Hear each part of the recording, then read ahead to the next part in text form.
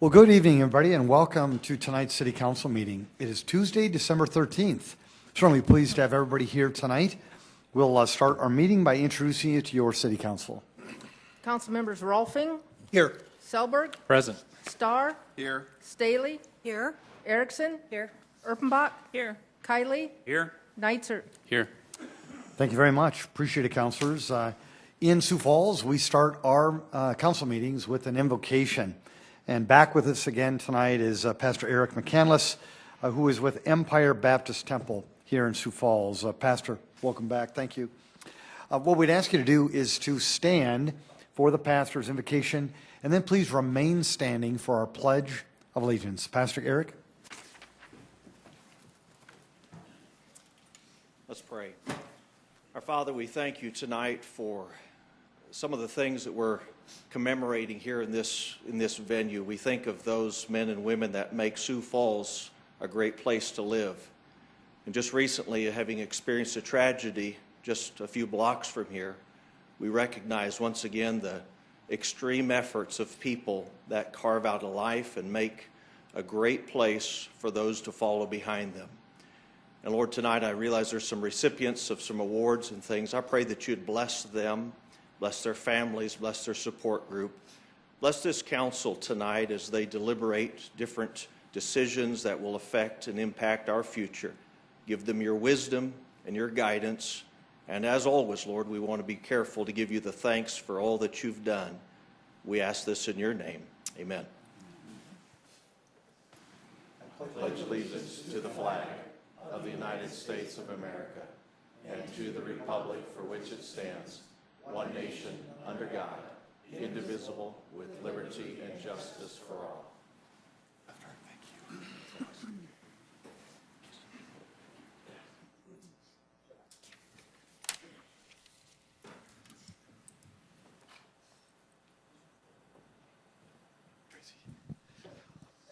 Well, good evening, everybody, and welcome to tonight's City Council meeting. As the pastor had mentioned, it is a special night. We are going to recognize just a few of the great employees that we have with the City of Sioux Falls. These folks are extra special because of some of the work that they've done representing all of you. There are over 1,300 city employees, and tonight we're going to recognize 5 of those over 1,300 employees that are really doing everything they can to make the city even better. And so, with that in mind, I'd like to start with our award for safety. And Brian, if I could have you come forward, and if you wouldn't mind, if there's someone else with Brian, would you mind coming up here as well, including whoever nominated? Please come forward. Thank you. Brian, come forward a little bit. Thank you. You know, as the pastor mentioned, there was a tragedy in our town, in downtown Sioux Falls, and I think that as that was unfolding, and we're still, dealing with the effects of that tragedy. I think the one thing that stood out very clear is just how we wanted all the folks there that day as safe as we could possibly make them. This is the Employee of the Year for Safety Award. And to receive that award is Brian Christiansen. And I'm just going to read a couple things about Brian. But before I do, can I ask you a favor? Could you introduce who these great folks are, please? This is my wife, Trista, my daughter, Joya, my son, Sam, and my other son, AJ. Thank you. Welcome. Captain Brian Christiansen of Sioux Falls Fire and Rescue is the winner. He is a selfless leader who has devoted his career to keeping his teammates, adjacent city department employees, and the citizens of Sioux Falls safe. This past April, Brian played an integral role of the successful involvement with the 2016 Illinois Fire Service Institute Research Project, Cardiovascular and Carcinogenic Risks in the Fire Service. The research project is a monumental $1.3 million project funded by the Federal Assistance to Firefighters grants. 34 firefighters from across the nation were invited to participate. One of our very own, Brian, is one of those 34. And he was part of a 4-person team that was tasked with completing 3 separate live fire evolutions. His direct involvement has led to the comprehensive data collection for numerous scientists from Underwriters Laboratory, the National Institute for Occupational Safety and Health, the National Institute for Standards and Technology, Skidmore College, Harvard Research, and the Illinois Fire Institute. This data will be studied and compiled for the next white paper that will reveal findings and without a doubt will have positive outcomes for fire service personnel regarding personal protective equipment, live fire training tactics, and strategies in several other health safety areas. And that's just not here in Sioux Falls. That's across our country. Brian is an exceptional fire officer instructor.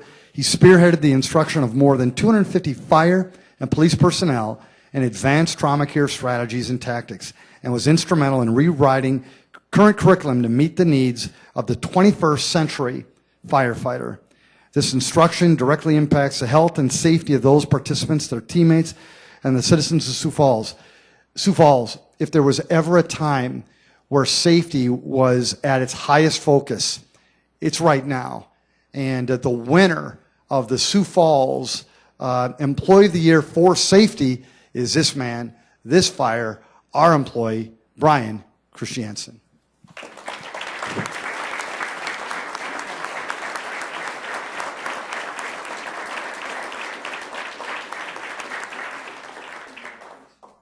And that's your dad. Thank you. We have an award as well as we also have some cash. And it's $500 that will go to these award winners. So again, thank you for your service. Thanks for all you do. And to the family as well, thanks for your sacrifice. Congratulations. Thanks.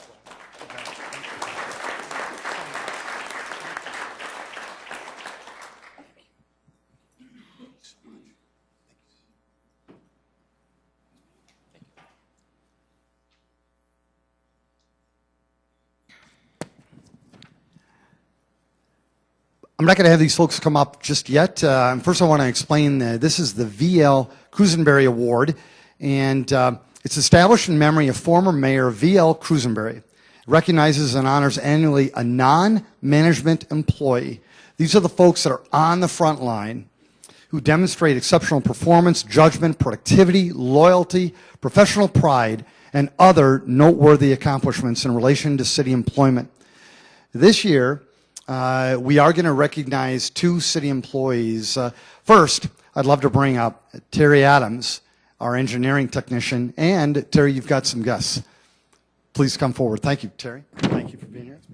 You bet. Terry, would you mind introducing these fine people, please? This is my wife, Michelle, my daughter, Lauren, and my new son-in-law, Casey.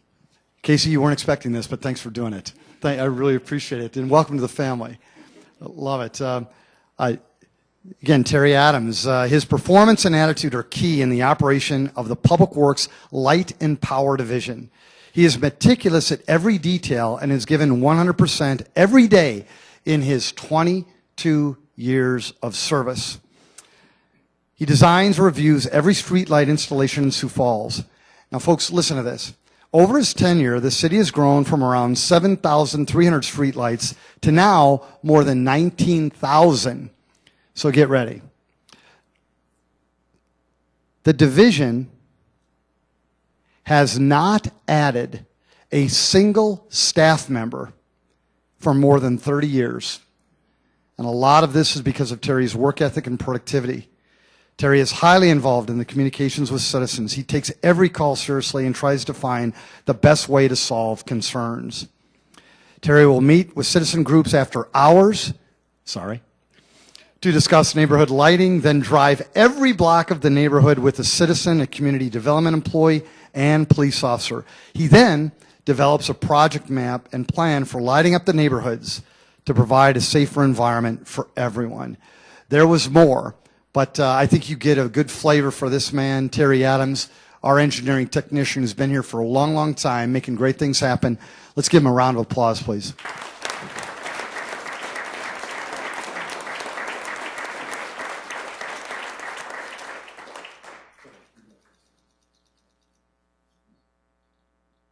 he also is going to receive $500. Congratulations. Thank you. Welcome.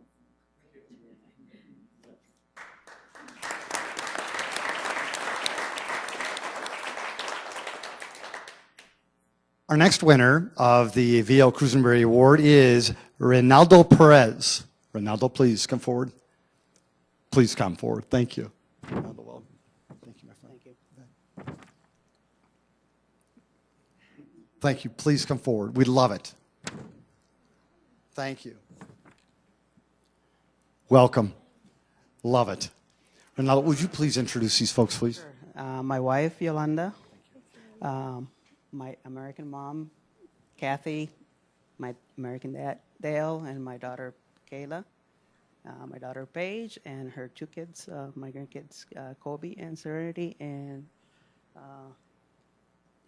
Kelly and Brad, very good friends. Thank you. Cameron, I hope you're getting all of them. There they are. Thank you for being here. Reynaldo Perez is a lead parking equipment service technician.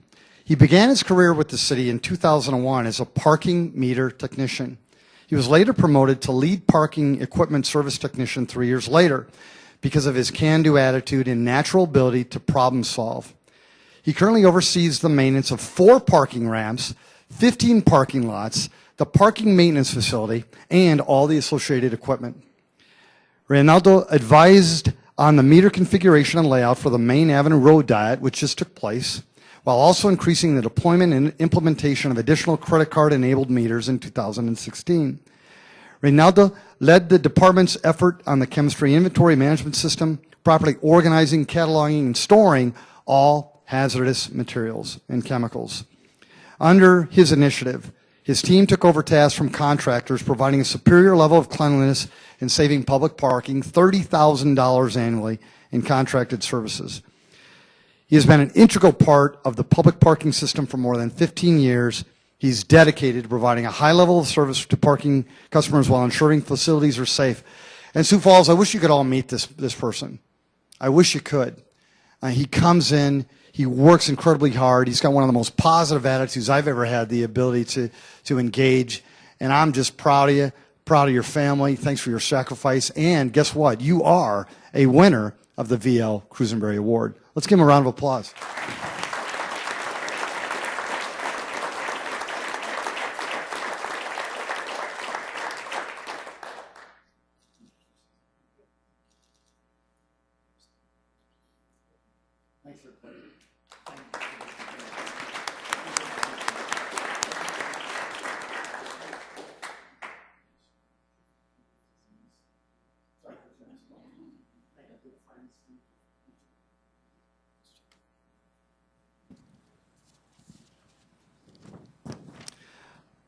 Sioux Falls, this management gig is not easy. Leadership is really, really hard.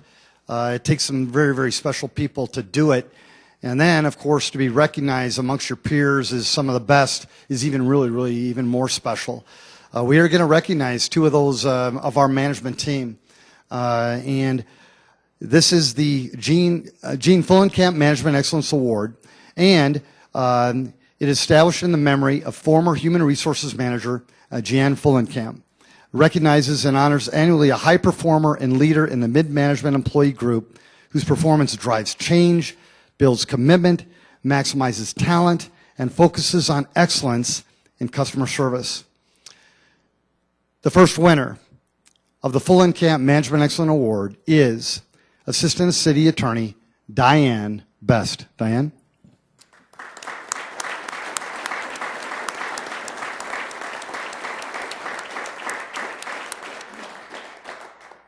Welcome. Thank you. Diane, please introduce. I've got my husband, Harlan Best, with me. Harlan, thank you. Diane is an effective leader and trusted legal advisor. Her expert legal experience has saved the city of Sioux Falls tens of millions of dollars. Diane's unique insight and experience with environmental law and regulations have been beneficial for her careful legal oversight of the public works facilities that provide essential services to our community, including water reclamation and the landfill. She led the city's efforts to review and revise the city's general conditions for public improvement contracts, which will ensure that all future public improvement projects are completed in a manner that will protect the public and their property, as well as protect taxpayer dollars. Her leadership and influence is extended to the entire city of Sioux Falls and interaction with the public. Now, we kind of took Diane away from another government entity called the state of South Dakota, and they were mad at us. But we were blessed because Diane joined our team. She is the author of the State Statutes on Public Records and Open Meetings Council. Diane has played a key role in advising city governments on how to remain committed to honest and open government. She's a trusted mentor to the other members of the city's legal team. Again, could go on, but I know you haven't been here forever, but while you've been here, we've certainly been blessed to have you. Thanks for making a difference. Thanks for making your sacrifice as well, Harlan. We appreciate it. Again, the winner of the Full Camp Management Excellent Award is Diane Best. Diane?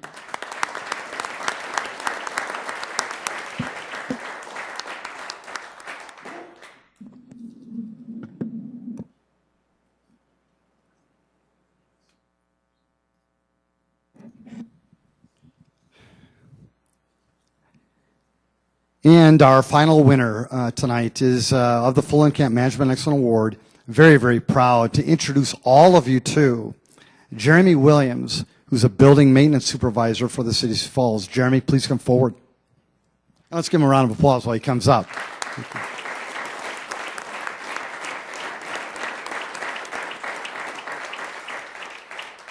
Jeremy, would you introduce your family, please? You bet. I've got my daughter Molly here, my daughter Grace that's fresh off of a basketball game, Grace, and my beautiful wife Brooke. Brooke, welcome and thank you so much. I love it. And thanks for celebrating with your dad tonight. We appreciate it. Folks, when I first started with city government, one of the things that we talked about were making things more efficient, more productive, getting a bigger bang for the taxpayer dollar, looking at ways that we could change things up and really change that status quo. Well, one of the things I think you should realize is that we used to have every single department kind of do their own thing when it came to things like building maintenance and cleaning up the areas, ordering supplies, all those things. 12 different groups doing it all in their own different way. Well, what we did, thanks to the leadership of people like Jeremy and so many others, we consolidated into one efficient, productive, service-oriented, taxpayer-friendly way. And because of that, you're being recognized and so much more. He is a respected leader with exceptional customer service, teamwork, and is a high performer. He gets things done. Jeremy helps to drive change, build commitment, and lead successful projects. His division looks to him for guidance because of his consistent vision and integrity. He always meets and exceeds expectation. He never disappoints. And we do occasionally make mistakes every now and then. We do, in city government. Yep, we do. And his team may do that same thing. He'll be right back in the ring trying to improve upon what we've done and make things right. He accepts responsibility. He's passionate about his work. He's exemplary about follow-through, not only for him, but for his team. And he's fun. The man is fun. And every now and then, it's good to have some fun in your work.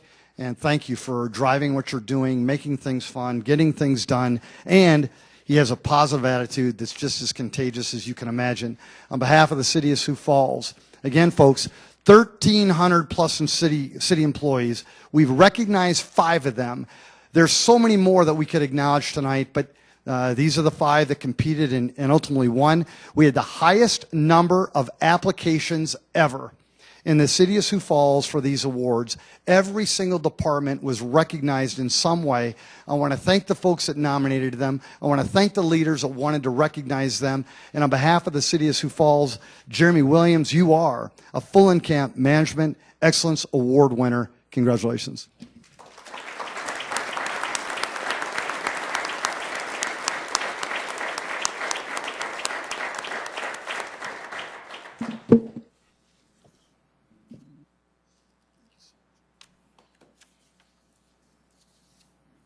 Everybody, one final round of applause.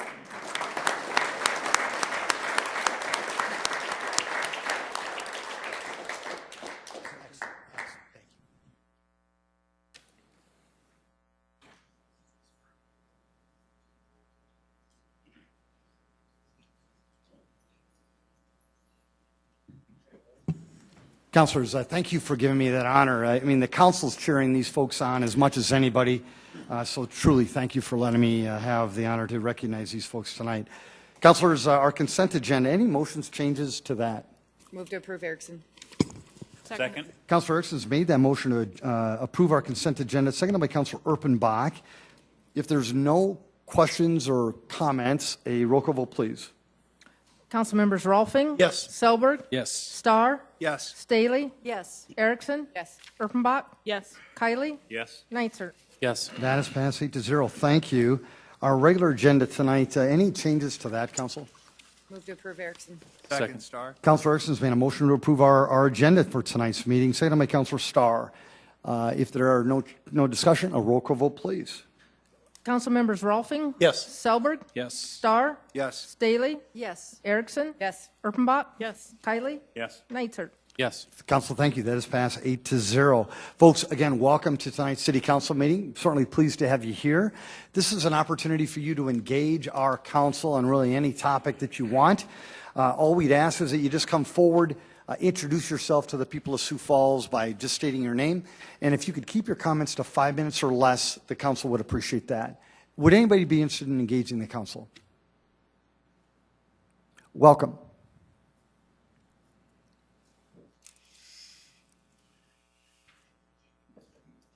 Hi, I'm Lynette Buckmiller. The main reason we are here is to stop the 5829-2016 rezone from RD1 residential to C2 commercial for the construction of additional storage units, which are and look like pole buildings in our neighborhood. I talked to a realtor and he stated it would be a 5 to 10% hit on our property value. We would lose potential buyers with pole buildings that close. The petitioner is using the bare minimum of shaped places. If you approve the rezone, we feel the maximum 8-foot privacy fence should be required. Twin homes are still the best divide between residential and commercial. I have seen the drainage area the petitioner discussed in the southeast corner. It is hard to envision melting snow piles in the northwest corner draining that direction. We feel some of the rain and snow runoff will continue flowing from the south to the north to our property. The massive amount of landfill to the north prohibits the natural flow of the water to the wetlands. I discussed this with Kenny Anderson about the removal of this landfill, but the fill remains. I do have some pictures.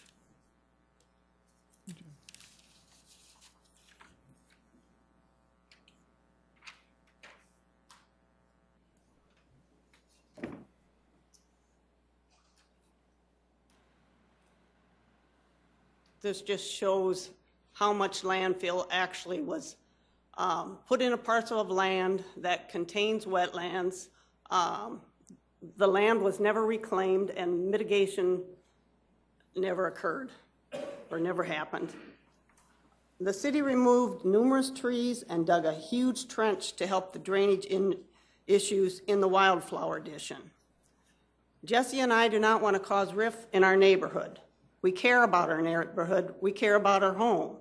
It's the pride, joy, and greatest accomplishment. But our dream home has turned into a nightmare. 7 houses were to be built to the north of our home, which would have been a wonderful addition to our neighborhood. Instead, we ended up with landfill to the north and landlocked when the developer walked away from the project. The city's resolution is a permanent easement to the south. This is another loss of value to our property. City Hall said that we would get platted street frontage when the land to the north is developed. This is what we are hoping and planning for, but we're unsure. We never planned on driving to the south, but so far we have been left with no other choice. We urge you to consider these issues. How many hits does one family have to suffer? Why don't they expand their business to the south, in the commercial area? Storage units belong in industrial areas, not residential. No fault of our own, we have become the bad neighbor. A storage unit got denied on South Cliff in Lincoln County. We hope you care as much about our neighborhood. Thank you. Thank you, Ms. Buckmiller. Thank you. I do have letters for the 4 new council members, if you would like to give that to them. Very good. Have enough time to make additional copies. No, that's fine. Thank you. Thanks for your testimony. We appreciate it. Folks, did anybody else want to engage the council? Welcome. Please. No, please come forward, sir. I got pictures. I just want to show what it looks like down there. I don't know if you've been down there. And sir, could you just introduce yourself, please? Jesse Buckmiller. Thank you, Jesse. Appreciate it. I live at 200 LaSalle there. This picture here is right out of my driveway looking south to the storage units that you see as they are right now. And the units, what they want to do is they want to bring the units closer to us. And she stated a pole barn look to them. That they do have a pole barn look to them. And I got pictures of other units that are in town. I was scrambled today to try to find pictures because I didn't think I was going to be here tonight. Next picture. This is a picture of my neighbor's driveway. He's a little bit closer. As you see, they're getting closer. Next picture. That's up at the corner of where we turn. That's Grant Street. That's going east and west, crossways there. And that's how close those units are. And you take notice how small the little trees are there. I got a picture here. When we get to it, I'll show you the difference of what it was when we first moved there. See the trees there now? That's a barrier. That's a medium between industrial and residential. That's a buffer zone. But now, as you see back to the other picture, they have systematically sold most of them big trees, mature trees. This is what they have now. Now they want to bring the storage units even closer. You can go to the next picture. I'm just showing you what it looks like there. This is basically out of my neighbor's 4900 East Grant Street. That's out of basically his living room window. I'm standing under, basically looking across the street. And they still want to bring them closer yet. And he's adamantly against these units too.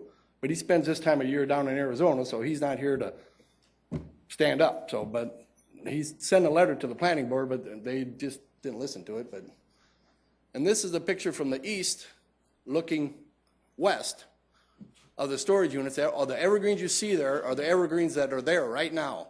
Now they want to bring all those buildings that are on the left all the way over to the right there. That's our houses on the right there. So they're getting close. The shaped places, we don't even think we should even be talking about this. Shaped places should be protecting us from even talking about this. There should be, this is a no-brainer to us, but we're showing you pictures. This is a storage unit that I found way on the west side of town. Lock it up storage it is. I think you might know it. It's out there on the Ellis Road. Take to the next picture. That's a picture of the garages there. And that's another picture. There's probably, I didn't count them, maybe 40, 50 units in there. Next picture. And there's twin homes right there, buffering to the residential area. This is what exactly should be happening for us. This is a prime example. And then back to the storage unit, back to the picture. The difference between those units and the ones we're looking at, as you see, they got an asphalt roof to them, kind of looking like a neighborhood. They're not the metal roof, not the metal building, which is the pole building look is what my wife's talking about. This is all I could find today. I didn't have much time to look around. But that's one example. But there was only one example given at that planning meeting of what they did by letting storage units right next to a residential. They came up with one example on the West 12th Street. They had one example. I got one example. This is a fence they call their barrier right now. It's a used fence that came from somewhere. Apparently, if you lift it up a foot, it makes it a 5-foot fence. It's a 4-foot fence. They lifted it up high and they made it a 4-foot fence. And we're under the understanding, and I could be wrong about this because we never got no direct, specific plans of what they're doing. We were told they're going to move this fence farther back. That's not a buffer barrier. We think at least there should be somebody should be looking at what they're considering a fence in this whole project. And this is the road that goes down, coming down there from the back side of the units. That's coming to the turn, that's looking west. or east. That's looking east. I'm just showing these pictures. All we're talking about is the rezoning. We're not talking about the issue to the north here. That's a whole nother issue. This whole thing is a property value to us. We took a tremendous hit on what's happened to us 10 years ago. It's still ongoing. It's unresolved. I think Michelle knows about it. I think you know about it. That's a nightmare for everyone. We all know that's a nightmare, but this is just another hit. It's going to be another hit that we're going to just have to sit and soak in, and we think the city should stand up for us. I mean, we're talking 3 houses down there, but it's a neighborhood. I mean, we're houses. We're residential. I guess that's all I got to say. I'm just showing you the pictures. Mr. Buckmiller, thank you very much. Appreciate it. Can I ask, who are you working with, sir, in planning and zoning? As far as what do you mean? Who are you engaging in planning and zoning on this topic? Anybody? We talked with planning. We don't really have. I'll follow up. That's Jason. Thank you. Thank you. I'll follow up. More than I do. No, that's great. Mr. Beckman, you did very well. Thank you. We pretty much in the dark and everything. We never get answers for nothing, so we're just. Sounds like Jason. Yeah. Yeah, thank you. Thank you. Appreciate it. Folks, did anybody else want to engage? Welcome, Mark. Good evening, Council. How are you doing this evening? Good, good. I just wanted to introduce myself. My name is Mark Blackburn, and I'm one of the founders and president of the newly formed nonprofit organization called Establishing Sustainable Connections. And just quickly, what we do is we try to initiate, support, and retain community relationships, giving people platforms of empowerment so we can make our city as better as ever. And so just kind of wanted to bring everyone to attention that is we have a great documentary that's going to be shown on December 18th, kind of a matinee Sunday at 2:30 to 4:30. And we're going to show this documentary called 13th by Ava Duvall. And I have the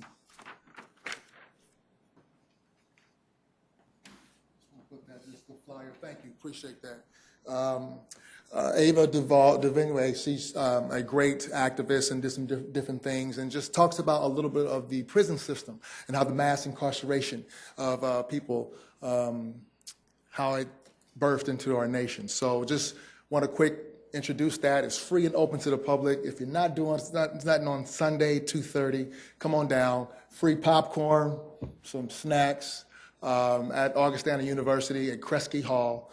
December 18th at 2:30. So that's all I have, and just want to invite everybody. Mark, thank you. Thanks for letting us know about it. Appreciate it. Yep. Folks, anybody else? Welcome.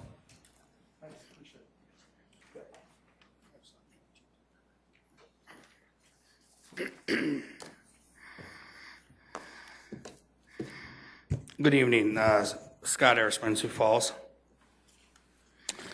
I was watching the press conference yesterday about the Mayor Heather not going to sign the smoking ban, and it kind of reminded me of what the powers of the council are compared to what the powers of the mayor are. Now, when it comes to smoking and the health effects of smoking, I think it's personal to all of us. Today I decided I would start counting how many relatives I had within my immediate family that either have health issues or have died from smoking. I stopped counting at 12. I think there's probably anybody in this room, I don't think there's probably anybody in this room that couldn't raise their hand and known someone who either died or had a health effect from smoking. So I want people to know that it's personal to all of us. But that's not why I'm up here to talk about it. I'm here to talk about the powers of the council and the powers of the mayor's office when it comes to our city charter, and that's what I put up here. It says in section 2.1, general powers and duties of the city council. All powers of the city council shall be vested in the city council except otherwise provided by the law of this charter. And the council shall provide for exercise therefore and for the performance of all duties and obligations imposed on the city by law. The council shall act as a part-time policy-making legislative body avoiding management and administrative issues, because management and administrative issues are the mayor's job. And we'll get to that in a little bit. Basically what it's saying is the council is responsible for legislation. similar to a smoking ban. But as we all know from watching the news, and the smoking ban came from your administration and from your directors. It did not come from the legislative body, their job. In fact, they weren't even asked to kick in their opinion on what it was to be. In section 3.01, executive power, the mayor, the executive and administrative power of the city shall be vested in the mayor. The mayor's job is to run the city. He's in charge of the employees, the directors, and he's even in charge of, it says here, let's just read it. And he can weigh in on your legislative duties. The mayor shall at the beginning of each calendar year and may at other times give the council information as to affairs of the city and recommend measures considered necessary and desirable, like the budget. The mayor shall preside at meetings of the council, represent the city in intergovernmental relationships, appoint with the advice and consent of the council members of the citizenry advisory boards and commissions, present an annual state of the city message, and perform other duties specified by the council, etc., etc. In other words, the council is very similar to the state legislature, and the mayor is very similar to the governor. State legislature puts together legislation. The governor has the power to veto it if he wants to. The governor can also put stuff forward too. But I got to tell you, over the past 7 years, I've seen almost all this kind of legislation originate in your office. And that's not how it should be. I think that it's fine if the mayor wants to work with the council and originate things together. I think that would be fantastic. But for the mayor, who's the executive branch of the government, to be pushing stuff forward without your guys' consent and throwing it in your laps is unfair. Because as I have said, what do we need a city council for if the mayor's going to present all the legislation? We don't need you, really. Of course, in section 2.12, it says all the things we need the city council for, including legislation. So I would hope going forward, in a little over a year left in your administration, you at least fill these people in on what you plan to do for legislation, or better yet, let them come up with legislation. I think with something as important as a smoking ban, which I thought was important, that they should have been let in on a little bit on it. Thank you. Folks, anybody else want to engage the council?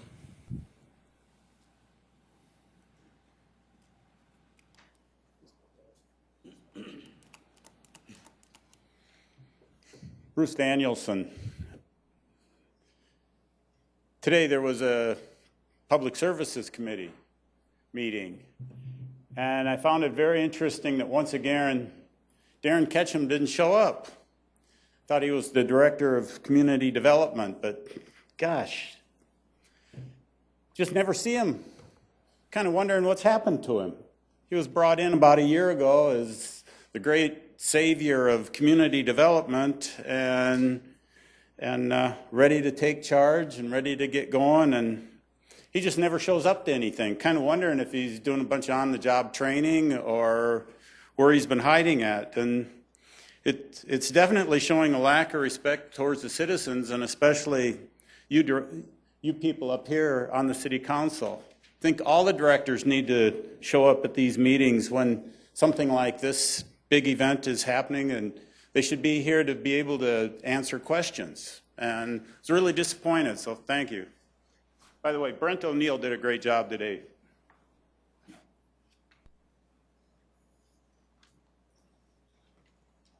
Welcome, sir.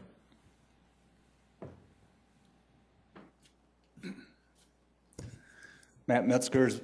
I was here the other night to discuss my property being a possible forced city annexation, and I want to talk about the article that was in the paper yesterday. I'm going to focus on one paragraph, and I'll read it here quick. Albert Schmidt, an urban planner with the city, said Metzger's property for years has enjoyed the benefits of living in the city, snow removal, sidewalks, and other basic infrastructure without being subject to the city property taxes or other expenses that come with being part of the city.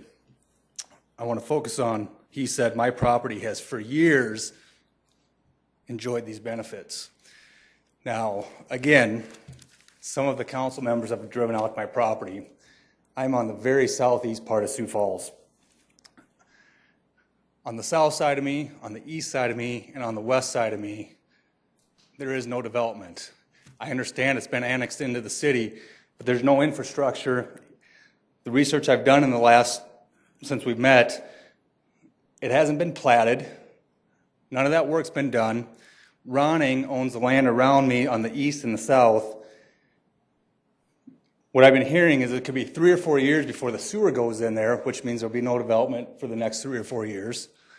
So I guess I'm kind of confused on how I've been enjoying the benefits of snow removal, sidewalks, and other infrastructure. My sidewalk went in this fall, when it was completed. The road was put in this summer, probably completed in August. Up until that point, I lived on a gravel road. So how I've been enjoying the benefits of living in the city, I don't understand, because Lincoln County has been removing my snow for me. So whatever benefits I'm supposedly receiving, I'm not sure what they are. The other night at the council meeting too, Councilor Gregg asked Albert some of the benefits I was receiving. And Albert said I'm receiving city water. Well, I just want to go on record and state why I am on city water. 3 or 4 years, when I built my house 15 years ago, I was on Lincoln County rural water. 3 or 4 years ago, Lincoln County came to me and asked me to switch over to city water. They met with myself and 5 other homeowners on Sycamore Avenue, and they had to replace a pipe on that street, and it didn't make sense for them to run that pipe down this street for 6 homes. So they asked me to switch over to city water. I said, sure. What's it going to cost me? And they said, nothing. We're going to take care of your cost.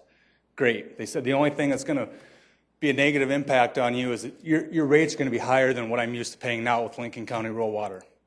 I agreed to that because it was the right thing to do. I wasn't going to be the guy that makes them put in this pipe so I can save $5 or $10 a month on my water. I'm not going to do that.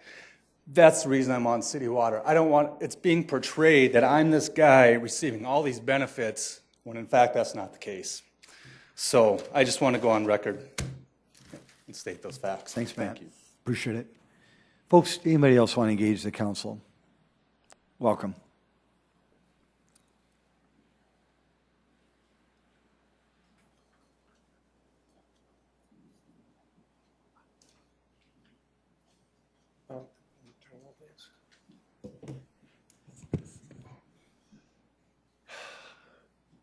Oops.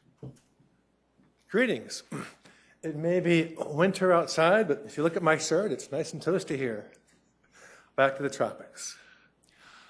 I read the newspaper and listen to the radio once in a while, and there's been some to-do about this woman or this girl from Georgia who had a liaison with a local doctor. I was curious. So I looked into some laws, and the variation between adult and a minor is kind of all over the place. And you can see some of these numbers here that I found. And the age of sexual consent in South Dakota is 16. But you better really be careful about that, because if you get this number wrong, you go to jail. So I also did some research into other laws, and this one here is quite the piece of entertainment. It's, we need laws, but we need laws that are written better than this one. Read the second chapter, second bullet there. Sexual exploitation of a minor. If you allow your minor to engage in any activity with nudity involved, you are exploiting that child sexually. So how do you give anybody a bath? I mean, this is the law. I'm not making this up. I wouldn't make up anything so bizarre.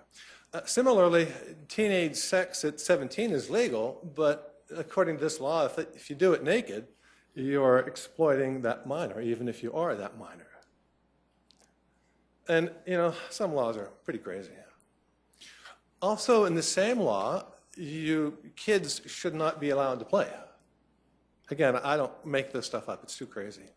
If you allow your minor to engage in a stimulation of an activity that is harmful to minors, that is, again, sexual exploitation. So what kids don't play like football or acting and banging into each other?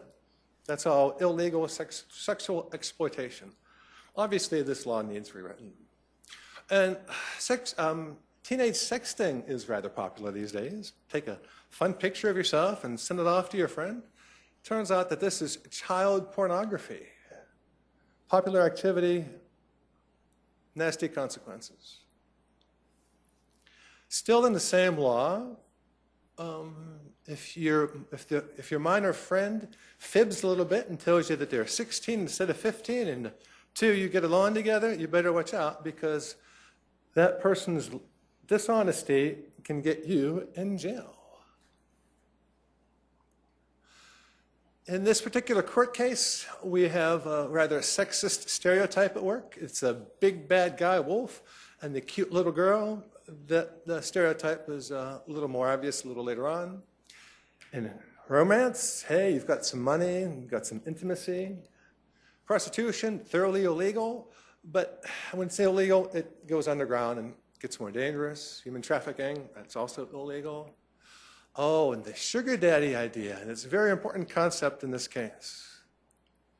Having fun with an older person and some gifts to go along with it. Now, what actually happened is two people met on the sugar daddy website with obvious repercussions, and they had a good time for a little while. Things were good for a bit, but then she was worried about him and called the police. Both parties went to jail.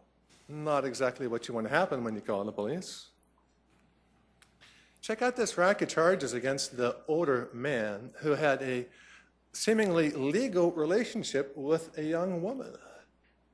Quite a rack of charges. It's really quite amazing. And if you read the law, none of this appears to be justified. And in court cases, I've noticed sensationalized prostitution. That seems to be the primary driver for this problem. And double jeopardy, how many times over is that here? And we've got a rather large prison population, partially as a consequence. Now, I would like to bring my little observations to the awareness of the court, but I don't know if that's possible or even how to do it, because if I write a letter to the DA, he's going to blow me off like he's done before. And withholding evidence from defense is supposedly illegal, but how do I supersede the bias built into our government? And since I'm out of time, I would like to give you a picture of our beautiful town and say, good evening, everybody.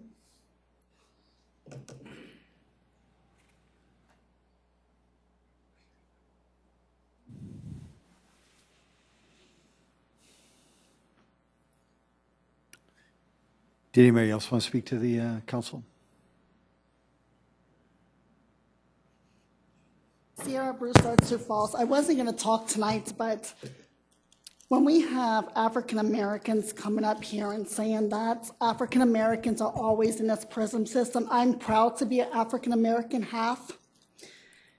Like I said before, in these subdivisions that we're facing in these motels and hotels, black on black crime is happening every day of the week. They're killing their own selves. Besides the police doing it, the police is not killing African Americans. They're dying in the hands of their own race. When you come from Chicago and Florida and everywhere else and growing up in the projects and you're doing gang and you're pimping and you're prostitution and everything, and you come to a better life here, you have to grow up. You can't be doing that like you're doing in bigger cities than Sioux Falls. It is happening here. So when you do that and law enforcement is on it and takes you to jail, they want to say, oh, I'm going to jail because I'm black. Do you know that the prison system here, we have more white people, Native Americans than black people here in South Dakota going to jail, going to prison? So the African Americans that are overpopulated and always going to prison, this is what I tell the African Americans on the street. Stop being ghetto, get a job, stop marrying the white people or the Native American people, and instead of impregnating them and sending them to the food stamp line and using the system, How many African-American black men do I know here that is going to provide for their family and get a job and do what's right in the city here? It is a disgrace, the African-American community. I'm the number one to admit it. I see it on the streets every day. But the police target behavior, when they keep seeing certain people into the judicial system 5 and 10 and 15 times in 1 year, what you think they're going to do? They're going to throw the book at you. I totally disagree that only the African Americans are overpopulating the system here. Yes, we do have racism here. I'm not going to lie about that. But the type of racism here, we can handle better than racisms in Louisiana, Florida, and Georgia, where they have signs, and I'm not going to say the word, that says, "And don't let the sun go down on you." And there are sundown laws there. So therefore, black people cannot go down there when those are in those areas because they're going to get dragged and beat by cars by other people. So to being black in Sioux Falls and taking that kind of racism here that we get every day, I could take it any day of the week compared to other cities and other states. So the African Americans need to get educated, get a job, and change their lives here because it's not looking good in the community. Thank you so much.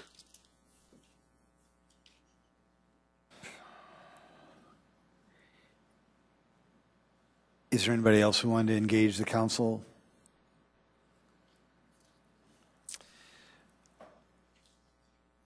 Item number 4. First reading, an ordinance of the City of Sioux Falls, South Dakota, approving a Mid-American Energy Company gas easement. Good evening, Mayor and City Council. This item is the first reading. It involves the rail yard redevelopment land. There are currently Mid-American active lines on this land. It will formalize the easement just like we do with normal platting of land throughout the city. When BNSF owned this land, they would grant permits to utility companies like Mid-American Energy, and then they would file them in their own corporate structure. Now that it's the city's land, we want to formalize these and then record them so they can transfer with the land. And so this is the first reading. Diane Best has worked diligently with our land surveyors to make sure that the plats of land are accurate, and we would ask for your support. Mark, thank you. Appreciate it. Councilors, the first reading. Did anybody have any comments or motions? Move to set the date of hearing for December 20. Second, December Selberg. Thank you, Councilor Erickson, and thank you, Councilor Selberg. Appreciate that. They do want to set that date of hearing for December 20th. If there is no discussion, a roll call vote, please. Council members Rolfing? Yes. Selberg? Yes. Starr? Yes. Staley? Yes. Erickson? Yes. Erpenbach? Yes. Kiley? Yes. Nitzert? Yes. Thank you, Council. Has passed 8-0. Item 5, please. First reading, an ordinance of the City of Sioux Falls, South Dakota, amending the Code of Ordinances of the city by amending Chapter 39, Personnel Regulations and Benefits, Retirement and Pensions. Hi, Tracy. Good evening, Mayor, council members. As you folks know, there's been a considerable amount of communications over the last few weeks on this particular topic. We had a good discussion in November. We were back last week with the full team and had a fairly in-depth presentation, followed by what I thought was a really good question and answer session. A lot of good questions that were answered. In addition, there have been multiple written communications to you folks, as you know, as well as city employees that may someday be eligible to retire on the city's retirement system. Also communications with those folks who have in the past retired. In addition, last week, the city staff did provide opportunities for retirees, current retirees, to come in and meet face-to-face and ask their questions and have these proposed changes to the current ordinance explained to them. So with all that communication, I wasn't intending to spend a lot of time rehashing a lot of the information with you tonight. There are some I think important objectives that should be clear to everyone by now, but I do want to just briefly recap those. First and foremost, maybe touch on two things that this ordinance will not do. It will not make changes to the retiree health care benefits. In addition, it will not make changes to employee pension benefits. So that's been a key point to reassure those folks that are either currently working for the city or have been retired from the city that nothing is changing in terms of benefits. With that said, the objectives of the ordinance that's on first reading tonight, first of all, is to fully fund a 115 trust to pay remaining retiree health benefits, to move excess assets currently held in retiree health benefit 401H accounts in our two retirement system plans to the defined benefit accounts within those pension plans. So in other words, keeping those assets within the trust. In addition, the proposed ordinance changes would make the language within the ordinance related to the accounting and financial reporting consistent with current modern reporting requirements for pension plans. And lastly, make the language in the ordinance consistent with the current Internal Revenue Code. And just once again, no changes to benefits for retirees or pension benefits for employees. Just a couple of points to make in terms of the benefits of adopting this change. One, it will certainly strengthen the pension trusts that we have. As I mentioned, it will keep the assets in the trust, and that will certainly have the effect of protecting those assets from being diverted to other uses in the future. In other words, prevent the rating of the city's pension plan for other potential uses. In addition, it will protect the city from spikes in contributions that might occur in the future, or might otherwise occur in the future that would be due to investment performance. And that, we've mentioned that a few times, but I think it bears repeating. It really was that volatility in city contributions and spikes that we were seeing and high levels of employer contributions that really drove the 2013 pension reforms, and those steps were taken then to get a handle on escalating city contributions. And so these will help, again, to follow through on that goal of stabilizing the city's contributions. As I mentioned, it'll bring the accounting and reporting up to date, as well as the language relative to the Internal Revenue Code. So with that, I will ask the council to set second reading and date of hearing for December 20th. Tracy, thank you. Appreciate that. Councilors, any questions, comments? Move to set Councilor, the date. Oh, sorry. I'm so sorry, No, Councilor that's Starr. okay. Got in late. Director Turbeck, is there any advantage to doing this on December 20th versus doing it in January? Is there a year-end benefit that we're trying to get in front of? Well, my understanding is that if it is done this year, we will not have to ask for any sort of an extension or additional review from the Internal Revenue Service. That's been part of the extensive amount of time that's taken to get us to this point. Is all of these changes had to be submitted to the Internal Revenue Service for review. So we're running against the clock a little bit. As the ordinance indicates, the old accounts would close on December 31st. The new trust would be established on January 1st. So I guess in a nutshell, yes, I think it is important to follow through and put these in place yet this year. Thank you. Councilor Seeley? And I'm going to be the unpopular one here, but I've been having conversations around town about this whole situation, and someone brought this up in a conversation that we're all facing rising premium costs for our health insurance. So once this money is moved from the health insurance aspect fund over to the pension fund, we can't put it back into the health insurance fund. Is that correct? Is that correct? It doesn't go back that way. There would no longer be a health account within the pension fund itself. There'd be a separate trust. So what would happen if somehow these premiums would skyrocket and we wouldn't have enough money to fund that?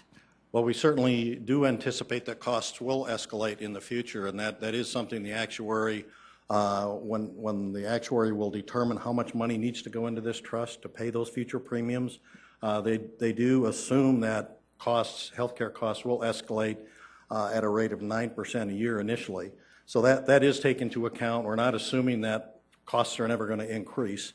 At the end of the day, if in a number of years there aren't sufficient assets to pay the premiums, the city's share of the premiums within that account, it would be the city's responsibility to make up any shortfall. Well, and I know that we're hearing that some premiums are going up 17% for individuals. So that we don't really know those numbers for sure. But the other thing we talked last week, and I said, what would happen if we waited and did this 2 years from now? And you said you don't want to kick the can down the road. So my take on that is that this is not imperative that this happens right now. We're not in any peril that we would have to be moving things around. You know, someone asked me a question similar to that the other day. You know, why should this be done now? Why should we do this? And the more I thought about it, the only plausible reason not to do this is that you have designs on utilizing that money for some other purpose, Counselor, and that's the only plausible reason not to do this. And that's exactly what we're trying to prevent is this council or any other future council and mayor from raiding the pension fund for other purposes. And if you have a problem with that, I guess we'll just have to agree to disagree on that particular point. Mr. Mayor, I'd move to set date of hearing and second reading for Tuesday, December 20th, 2016. Second, Erpenbach. Council Chair Rolfing's made a motion to set the date of hearing for the 20th of December, seconded by Councilor Erpenbach. If there's no other discussion on that point, a roll call vote, please. Council members Rolfing? Yes. Selberg? Yes. Starr? Yes. Staley? Yes. Erickson? Yes. Erpenbach? Yes. Kiley? Yes. Neitzer? Yes. That is passed 8-0. Thanks, Council. Item 6, please. A resolution authorizing the mayor to enter into a contract for the management and operation of Sioux Falls Transit.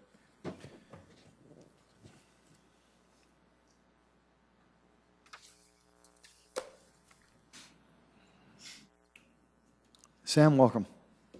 Thank you. Sam Trebilcock, City of Sioux Falls Planning. At Council Informational this afternoon, I went through a presentation. I pulled up that same presentation if anybody has any questions. Since that this afternoon, I'm going to quickly go through aspects of that.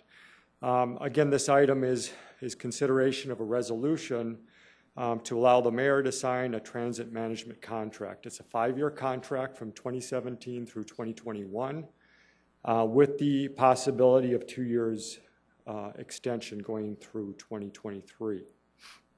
Currently, our transit management contract is with First Transit. That contract ends December 31. The RFP that we had with we provided an RFP out onto the street in the spring of this year to gain proposals to look at the transit management contract. Proposals were reviewed and interviewed by a team. That team included planning, attorney, finance, public transit advisory board member, and then also Councilor Kiley. First Transit was selected after reading the proposals by the team and in interviews done by the team. The contract or the proposals were, First Transit was selected based upon the committee's review of that proposal and those interviews, and we felt that they were by far the strongest of the two candidates, including because we really felt that they brought forward some ideas for value-added aspects to the transit system. They could bring forward some expertise from different properties that they serve around the country, and then also some of the experience that they've already brought has been valuable to us. With that, I'm going to just move to the management fee. As part of the contract, there's a management fee. This past year, it was $167,000. You can see up above on the screen here the management contract for the contract period. What that includes is compensation, including benefits for the general manager, and I should mention Eric Meyerson, the general manager, is in attendance tonight. Certainly can answer any of your questions. Expenses for recruitment of a new general manager should a vacancy occur, that's included. All costs associated with professional development, costs associated with assistance for senior management and technical staff assistance. As I mentioned earlier this afternoon, That's something we want to make sure that we bring in the senior management at least quarterly, and that's something we'll take advantage of. And we included that in this contract. Labor negotiations assistance is included in this contract, attorney assistance, uses of their purchasing agreements, which is really pretty large to us for expertise, and then there is a professional fee included in that. So again, what I would be asking for your consideration is for that resolution for the mayor to sign into this contract. With that, I would take any questions. Sam, thank you very much for being here, and Eric, thank you for being here as well. Appreciate it. Folks, before I go to the council, did anybody want to engage the council on this topic? Very good. Councilors, any questions or comments for Sam or Eric? I would move approval. Rolfing. Second, Erpenbach. Council Chair Rolfing's made a motion to approve this resolution, seconded by Councilor Erpenbach. If there is no discussion or questions, a roll call vote, please. Council members Rolfing. Yes. Selberg. Yes. Starr. Yes. Staley. Yes. Erickson. Erpenbach. Yes. Kylie. Yes. Neitzer. Yes. That is passed 8-0. Thank you, Council. Item number 7, please. A resolution establishing the City of Sioux Falls legislative priorities for the 2017 state legislative session. Good evening. Jim David, Operations Manager for the City Council. Each year, the City Council develops its legislative priorities prior to the start of the legislative session. The process begins in midsummer and includes conversations with area legislators and other South Dakota cities and towns through the South Dakota Municipal League. For your consideration tonight is a resolution that will adopt your priorities for the 2017 legislative session. Once approved, this resolution will be forwarded to each legislator and the Municipal League, which has an active lobbyist throughout the entire session. The first priority is a broad statement defending a city or town's ability to address local needs at a local level. The second item supports flexibility when it comes to posting legal notices, such as using the internet or free publications. The third priority is a defensive statement opposing any legislation that would jeopardize tax revenue sources for municipalities across South Dakota. The fourth priority supports legislative efforts to improve the inventory of affordable or workforce housing in South Dakota. Item 5 supports a gross receipts tax on alcoholic beverages, similar to a municipality's entertainment tax, but levied only against the alcoholic beverages. The sixth item is a broad statement supporting collaborative activities between counties and municipalities. As you all know, the City of Sioux Falls and Minnehaha County already enjoy several collaborative ventures, including the museums, multicultural center, law enforcement, Metro Communications, Joint Jurisdiction, Homeless Advisory Board, and many others. Item 7 supports greater local control and flexibility for counties when it comes to budgeting. If a county has more money in one fund, they have the ability or the flexibility to move to the fund that may have a gap. Priority 8 was added this year and supports either repealing or extending the 911 surcharge. The legislature had approved a surcharge increase in 2012 from 75 cents to $1.25. This was the first increase since 1989. The legislature did add a sunset provision to reduce the surcharge by a quarter in 2018. Metro Communication estimates that this will create a reduction of about $200,000 annually in 2018. This does conclude the proposed resolution. I'd be happy to answer any questions. Jim, I appreciate it. Good job. Folks, did anybody want to engage the council on this topic? Welcome.